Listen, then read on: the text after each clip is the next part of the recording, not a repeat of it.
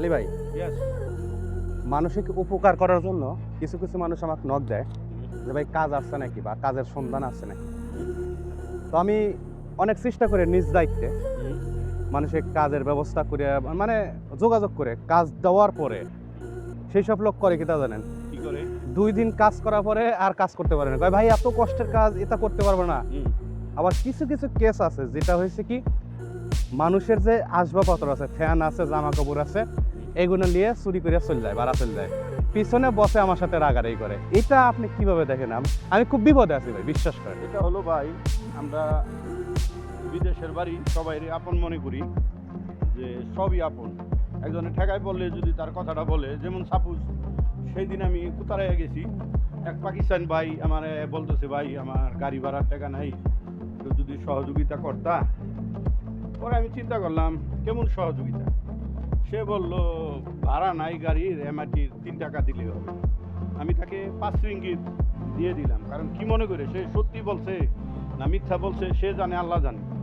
সে আমার কাছে সহযোগিতা চাইছে, আমি সহযোগিতা দিয়েছি। এখন যদি সে অন্যায় করে থাকে, এখন ভাই আপনি মানুষের উপকার করেন, মানুষের কাজ দেন, ভালো কথা। এখন সে যদি কোনো ভুল করে, সে যদি চুরি করে, অকারেন্স করে, এটা তার দায়িত্ব, এটা আপনার দায়িত্ব না। না, এটা আপনি তো তার উপকার করছেন রে ভাই।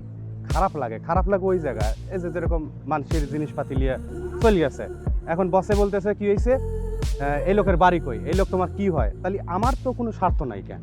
আমি তো সেটাই আমার বললাম। কোনো স্বার্থ নাই। আমি মানুষ, বিশেষ করে কাজ নেই, আমি কারোর কাছ থেকে 2 টাকা নেই না। আমি বলেই দিই বসের আন্ডারে কাজ করবে, বসের কাছ থেকে টাকা নেবে।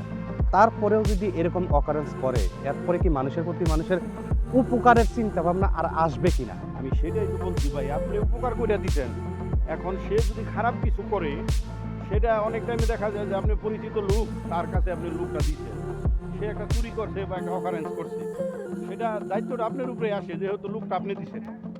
তাইলে আমরা জানা সত্ত্বে কোনো পরিচয় ছাড়া লোক একজনের কাজ দিতে অনেক সমস্যা হয়ে যাচ্ছে। ভয় লাগে কেননা ভাই।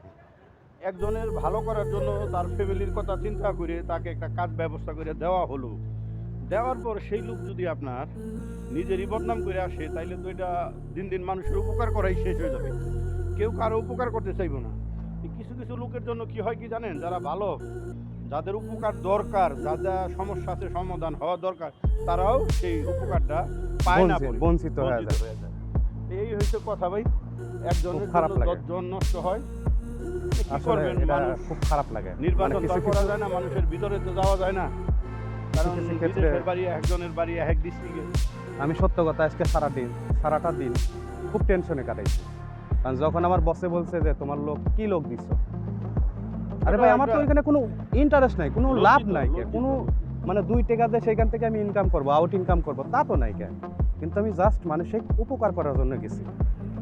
আর সে লজ্জা পাইলেন না আমার একটা? নামে আমার নামটা নষ্ট করলে যে কি হয়েছে, মামুন একটা লোক দিছে, সেই লোক চুরি করছে সিম্পল ফ্যান জামা কাপড় চুরি করে বাড়া দেওয়ার চাইছে। আফসোস